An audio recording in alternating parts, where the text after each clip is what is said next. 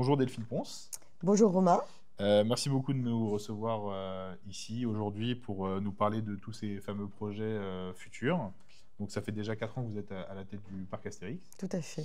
Donc après des nouveautés majeures comme Toutatis ou tout récemment c'est Automatics, il y a un immense hôtel en construction. Londinium arrive et semble le plus gros projet de l'histoire du parc. Et en parallèle, il y a quand même pas mal de nouveautés tous les ans. Comment le parc Astérix s'est retrouvé à pouvoir lancer tant de projets d'un coup? Bah, écoutez, le parc Astérix pense qu'il a encore un gros potentiel de développement. Le parc Astérix existe depuis 36 ans. C'est un parc qui est thématisé autour de l'univers d'Astérix Obélix, qui est un univers, comme vous le savez, déjà français, très riche, inspirant, porteur de valeurs fortes et qui est plein d'actualités. En témoigne la sortie du nouvel album, du 41e album, là, dans quelques jours, Astérix en Lusitanie. C'est vrai qu'on a démarré un virage stratégique il y a 10 ans pour transformer le parc en destination touristique à part entière et pour être capable d'attirer des visiteurs qui viennent de plus loin, de toutes les régions de France et d'Europe. Et on pense qu'on n'est pas au bout de ce potentiel, d'où les projets de développement à venir. Et puis par ailleurs, les 10 dernières années nous ont prouvé que cette stratégie était gagnante. C'est-à-dire que sur les 10 dernières années, on a quand même réussi à faire croître la fréquentation. On a des hôtels qui affichent complet sur toutes les vacances scolaires, qui ont un taux d'occupation global sur l'année de 92%. Donc la dynamique nous porte vers encore plus de projets de développement. D'accord. Ok. Donc du coup, le projet principal qui arrive, c'est Londinium, si tout le monde a bien compris. Pourquoi la thématique de Londres en particulier? Et est-ce que vous aviez envisagé d'autres thématiques ou celle-là tombait sous le sens Alors la question est un peu compliquée parce que, vous l'avez compris, hein, l'objectif c'était de créer une zone majoritairement couverte, protégée de la pluie, du froid, dans une thématique ancrée dans l'univers d'Astérix et Obélix. Ce qui n'est pas le cas aujourd'hui des rues de Paris. Et c'est vrai que la thématique de Londinium et plus globalement d'Astérix et les Bretons, elle est venue tout de suite. Parce que Astérix et les Bretons, c'est un album emblématique de l'univers. Il est dans le top 8 des albums les plus vendus. Il est bourré d'humour. Globalement, la thématique de l'Angleterre, ce sont des codes qui sont très reconnaissables. Il y a l'humour anglais. Voilà, il y a tout un tas d'éléments qui sont extrêmement inspirants. Et donc, c'est venu immédiatement, mais c'est vrai qu'on n'a pas voulu décider tout de suite. Donc, on a testé d'autres thématiques. On a été faire un tour du côté de l'Hispanie, de l'Helvétie. Et finalement, on est revenu assez rapidement à Londinium. D'accord. Mais ça n'a pas du tout été une volonté de votre part, par exemple, pour attirer les visiteurs anglais ou Alors, on y a pensé, évidemment. On y a pensé. On s'est dit, qui plus est, Londinium, non seulement est un thème qui nous semble très porteur et qui va nous permettre de jouer avec des références contemporaines, des références plus d'Astérix, avec des clins d'œil, avec de l'humour.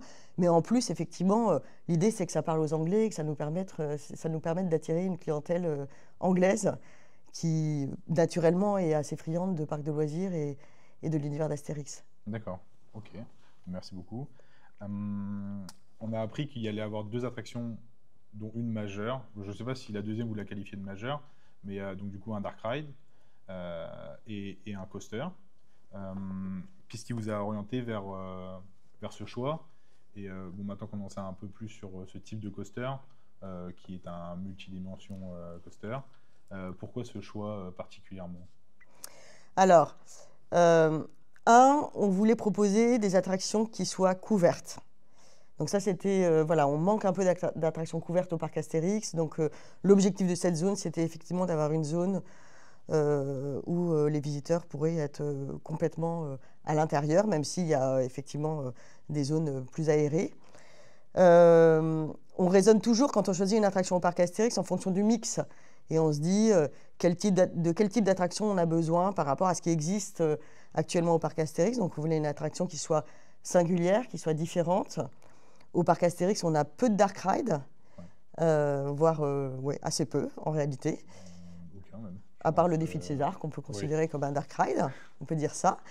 Et c'est vrai qu'on voulait une attraction, le multidimension coaster dont vous parlez, on voulait une attraction qui soit majeur qui soit à sensation, mais accessible. Donc cette attraction elle est accessible à partir d'1 mètre. Donc vous l'avez compris, hein, ce sont des véhicules de 12 places sur lesquels on peut maîtriser la vitesse, la rotation, parce qu'il y a également un phénomène de rotation qui est maîtrisé, qui peuvent évoluer en marche avant, en marche arrière. Et en fait, on a beaucoup d'attractions au parc Astérix, mais on voulait non seulement proposer de la sensation, mais aussi de l'immersion. Donc vraiment une expérience où le visiteur serait complètement acteur d'une histoire, plongé dans un univers.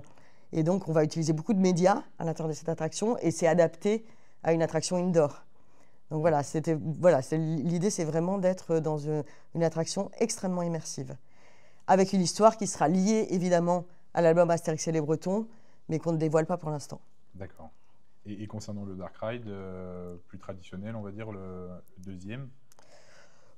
C'est un peu la même réflexion, c'est-à-dire qu'effectivement, au parc Astérix, on n'a pas de Dark Ride interactif. Il nous semblait que c'était un type d'expérience qui était là aussi accessible à toute la famille, mais susceptible de satisfaire également des jeunes adultes ou des adolescents. Il y a un côté très ludique et fun, puisque vous l'avez compris, on embarque dans des véhicules de 4 places, on a un device qui, en l'occurrence, sera une gourde de potion magique qui va permettre de tirer sur un certain nombre de cibles pour cumuler des points avec 8 univers différents. Et donc, c'est une attraction qui est très fun, très conviviale, qui se refait aisément parce qu'on a envie d'améliorer son score ou de battre les camarades, et qui est également adaptée à un environnement indoor. Ok, oui, c'est vrai que ça manquait un petit peu au parc Astérix. Et donc, du coup, cette volonté indoor, on la sent très marquée chez vous. Est-ce que c'est en lien avec le fait que vous vouliez un peu étendre les ouvertures du parc, c'est-à-dire un peu plus tôt peut-être dans la saison et peut-être un peu plus tard, ou pas forcément en lien? Oui, c'est lié parce que c'est vrai qu'on a déjà beaucoup étendu le calendrier d'ouverture au parc Astérix. Alors, la période de Peur sur le parc, elle existe déjà depuis 13 ans et elle est déjà très bien installée. C'est une période où, en général, la météo est clémente, mais il peut commencer à faire un peu plus frais. Et ça ne fait que... voilà, on va ouvrir pour la 5e fois seulement parc Astérix dans la période de Noël, où là, on est plus dans le froid.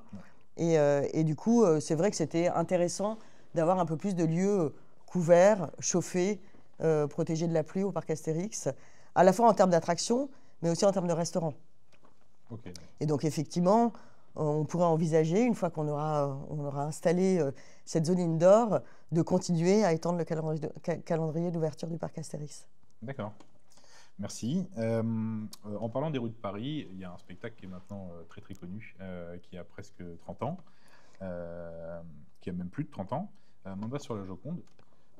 Est-ce que vous pouvez nous en dire un peu plus sur son avenir et s'il est toujours dans le cœur des visiteurs ou pas? Alors oui, vous l'avez compris, dans le cadre de la déconstruction des rues de Paris, nous conservons le théâtre de Mamba sur la Joconde. Pourquoi? Parce que c'est un lieu qui est assez emblématique du parc Astérix. Ce spectacle, Mamba sur la Joconde, moi je le trouve magnifique. Il est très apprécié, plébiscité par les visiteurs. Et par ailleurs, on utilise également ce théâtre de Mamba sur la Joconde à l'occasion de Peur sur le parc, pour la malédiction du Sirius, qui est maintenant une scare zone qui est également installée, et pour proposer un spectacle sur glace qui veut la peau du Père Noël à Noël. Donc on va conserver ce lieu avec ces 3 types d'événements ou de spectacles sur les 3 saisons, de façon complètement délibérée. Donc pour l'instant, le spectacle Mamba sur la Joconde a de l'avenir. D'accord. Et avec l'arrivée du coup d'Astérix dans ces rues de Paris, toute la thématique autour de la vie réelle, on va dire, disparaît. Et comment vous comptez, on va dire, l'expliquer thématiquement parlant avec un Mamba sur la Joconde qui est vraiment ancré dans un Paris ancien?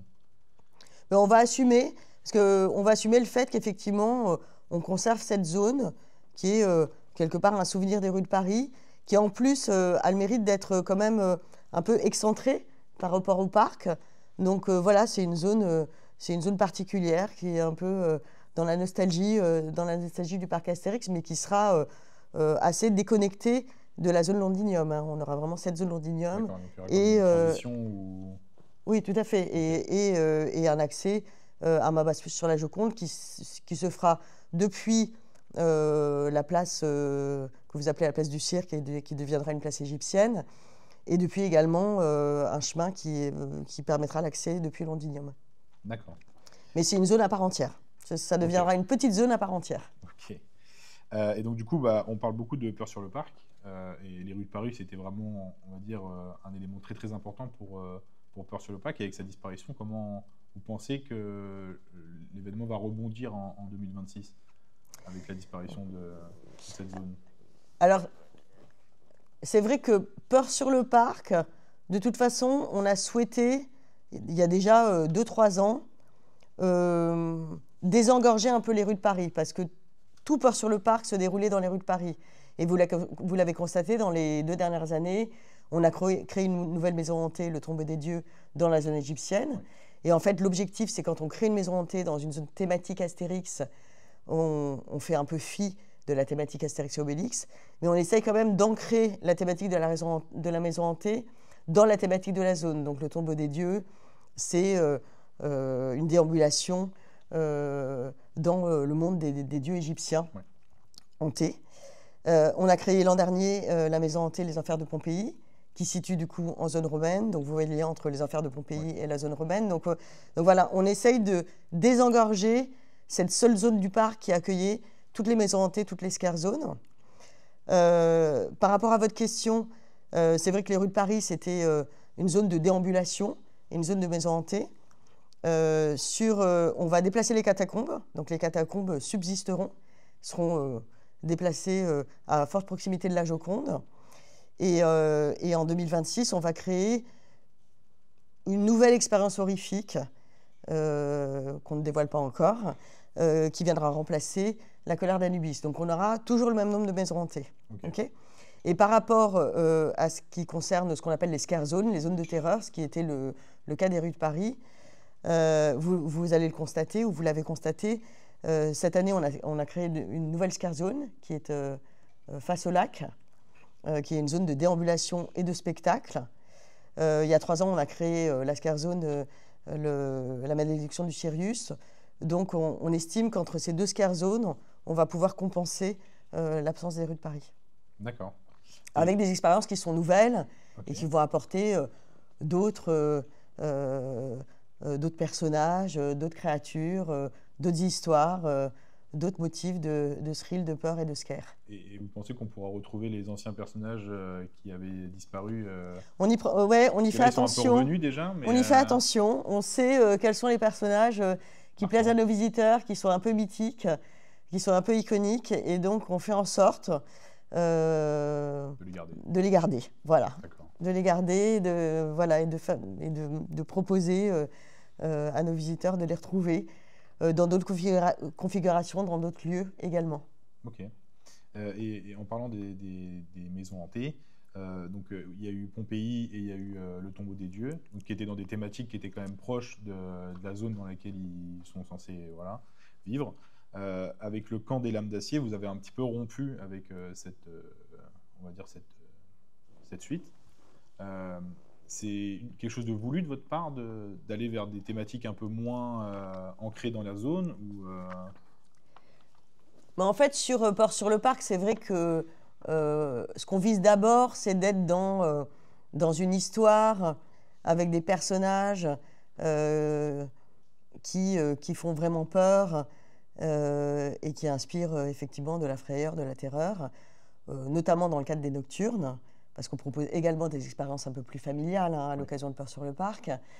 Il se trouve que le bord du lac, c'est une zone qui n'apporte pas une thématique très forte. Non. Voilà. Donc c'est une zone un peu de non-droit dans laquelle on s'est autorisé à être sur une thématique, vous l'avez vu, un peu post-apocalyptique, avec ce clan des lames d'acier et leur chef Bracor, assoiffé de sang, de guerre, de sacrifice. Et on a estimé que c'était OK. Ok. Et du coup, pour terminer sur tout ce qui est Peur sur le Parc, Est-ce que la zone Londinium, elle sera, on va dire, entre guillemets, équipée pour accueillir cet événement ou elle restera au début à côté Non, non, absolument. On a vraiment conçu la zone Londinium en réfléchissant saison, peur sur le parc et Noël.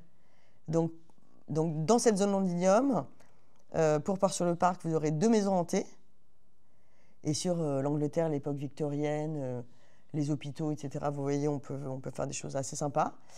Une zone de terreur, Scare Zone, qui sera située sous les gradins de la Joconde et qui proposera une expérience assez horrifique également, et qui deviendra une patinoire couverte à l'occasion de l'hiver. Ok. Voilà. Et puis évidemment, dans cette zone qui sera couverte, protégée du froid, mais protégée aussi de la lumière, cela deviendra une zone de déambulation naturelle, comme l'étaient les rues de Paris.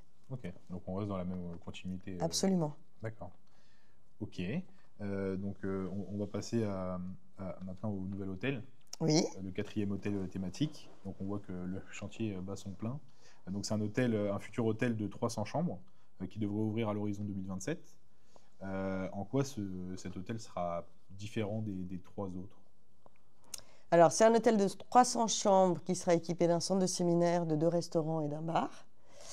C'est un hôtel qu'on a souhaité ancrer dans l'univers d'Astérix et Obélix, donc un hôtel thématisé comme le sont les autres hôtels du parc Astérix, et notamment les quais de Lutèce, puisque vous voyez, les quais de Lutèce, on est à Lutèce en 50 avant Jésus-Christ, contemporain d'Astérix et Obélix. C'est un hôtel qu'on a souhaité un peu plus minéral, mais néanmoins intégré dans l'environnement forestier naturel du parc Astérix, sachant que tous les autres hôtels sont plutôt en bois. Et comme c'est un grand hôtel, on a voulu que cet hôtel ne soit pas monotone. Et c'est pour ça que, en fait, la thématique de l'hôtel, c'est l'Odyssée. L'hôtel, c'est un caravansérail. C'est un lieu où se retrouvent tous les marchands.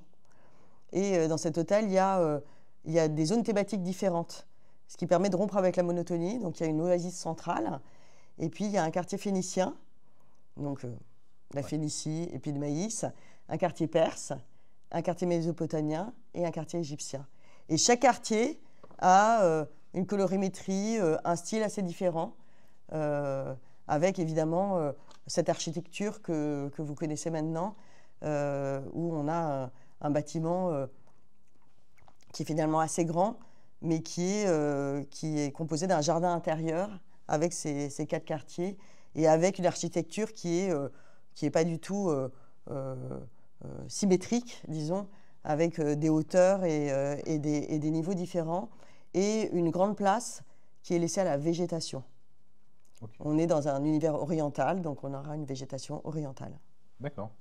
Et doit-on s'attendre à des expériences qui prolongent la journée en dehors de la restauration, ou on restera sur le même format que les hôtels précédents? On est à peu près sur le même format que les hôtels précédents, sachant qu'on a quand même prévu des zones de jeu pour les enfants, à la fois à l'intérieur et à l'extérieur de cet hôtel. Mais c'est vrai que ce qu'on constate, c'est que les personnes qui séjournent à l'hôtel, elles ont besoin de se poser plutôt en fin de journée. Donc effectivement, les restaurants, les jardins, le bar sont tout à fait adaptés. Et en général, elles passent la journée dans le parc. Okay, donc pour l'instant, on reste à peu près sur le même format. Okay, donc tout ce qui est piscine, c'est pas pour l'instant envisagé? Pas dans cet hôtel. D'accord. Donc ça veut dire que potentiellement dans un prochain hôtel... on n'y est pas encore, mais on y réfléchit. Okay. Non, parce qu'on peut ressentir un certain, je dirais, manque d'une zone aquatique, on va dire.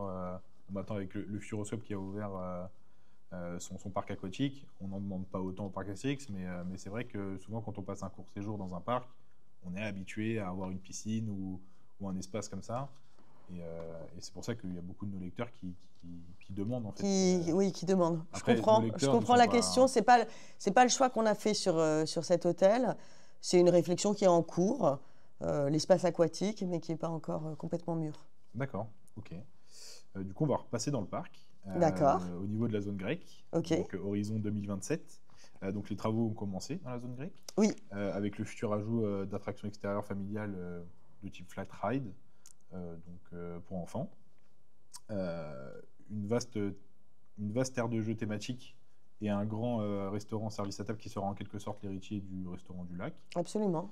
Le menu du restaurant aura-t-il des accents grecs ou l'offre sera-t-elle similaire à ce que proposait le restaurant du lac? Ou on part sur un tout nouveau concept On part sur un restaurant service à table de type méditerranéen. On est en grec, donc évidemment, le menu aura des accents plus que grecs, je dirais méditerranéens.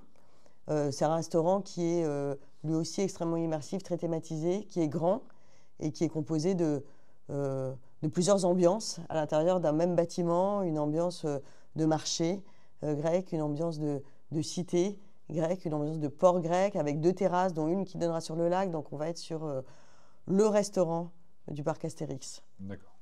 Et au niveau des attractions, vous pouvez nous en dire un petit peu plus sur ces flat rides Oui, tout à fait. On est sur une attraction. Alors, ce sont plus des attractions familiales que des attractions pour enfants parce que elles ont quand même un certain niveau de sensation, même si elles sont très familiales, accessibles à partir de 80 cm, me semble-t-il. Donc, on aura un Go-Go Bounce de Zamperla, ça c'est le nom de code, hein, c'est le nom du fournisseur. Donc, une attraction de type manège qui tourne, mais avec des sensations de ups and downs, je vais le dire comme ça. Et 2 tours de chute de Zierer, qui là aussi, je pense que vous les connaissez, et puis que vos auditeurs, lecteurs les connaissent, mais qui sont également des sensations qui sont très sympas en famille. D'accord. Et l'aire de jeu, vous l'avez vu, une aire de jeu thématisée également autour d'un bateau en construction avec plusieurs espaces, des espaces pour les enfants un peu plus âgés, des espaces pour les tout petits.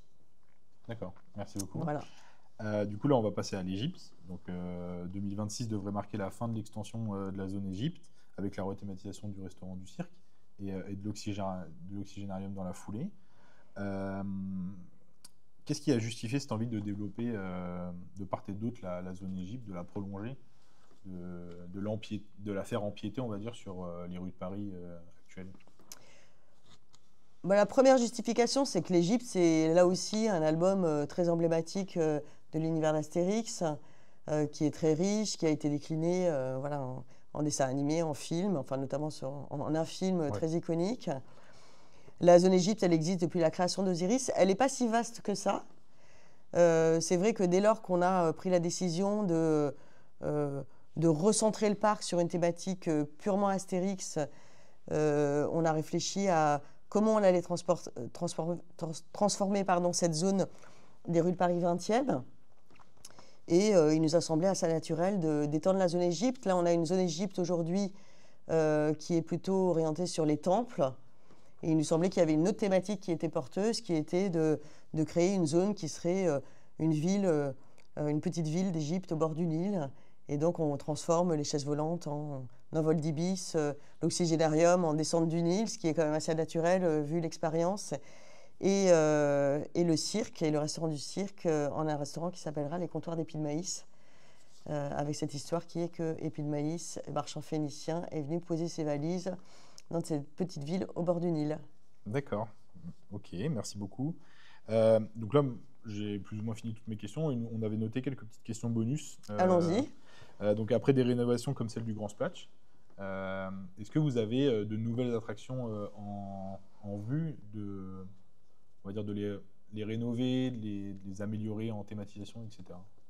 Oui, très concrètement, oui, parce que c'est vrai que dans cet objectif de délivrer un produit de qualité à nos visiteurs, donc quand je parle du produit, je parle attraction, spectacle, restaurant, boutique, hôtel. On a aussi envie de rénover des infrastructures existantes au parc Astérix qui sont pour certaines un peu vieillissantes. Et donc évidemment en ligne de mire, mais pour post-2028, on va regarder de près la croisière d'Épis de Maïs, on va regarder de près Menhir Express et on va probablement regarder de près le défi de César. D'accord. Voilà. Autre question, le banquet gaulois reviendra-t-il un jour? Oui. La réponse est oui, le banquet gaulois reviendra. Sur un autre format, peut-être dans un autre lieu, mais oui, il reviendra. D'accord. Et dernière petite question, quel est l'avenir de l'attraction l'Escadrille des As, qui du coup se retrouve côté presque viking Absolument. Enfin, en goulot d'étranglement entre la Viking et les rues de Paris. Et vu qu'elle est vraiment fortement ancrée rue de Paris, que va-t-elle devenir? Alors, dans les attractions fortement ancrées rue de Paris, il n'y en avait pas beaucoup. Il y avait les chevaux du roi Ouais. et le petit carrousel, qui, pour l'information, n'ont pas été détruites, mais ont été cédées à un autre parc, vous le savez, Oui. Festiland. Voilà, donc l'idée, c'est vraiment de recycler, préserver, de préserver. Tout comme beaucoup de décors des rues de Paris qui vont être récupérés par des musées, par notamment le musée des Arts Forains, notamment cette imprimerie un peu historique. Voilà. L'escadrille des As, c'est une attraction qu'on aime beaucoup au parc Astérix. On a aussi notre petite sensibilité. Voilà, on n'est pas à l'abri d'une petite contradiction et qui pour l'instant va être conservée. D'accord. Voilà. Bah, c'est bien. Merci beaucoup, Delphine Ponce. Merci à vous.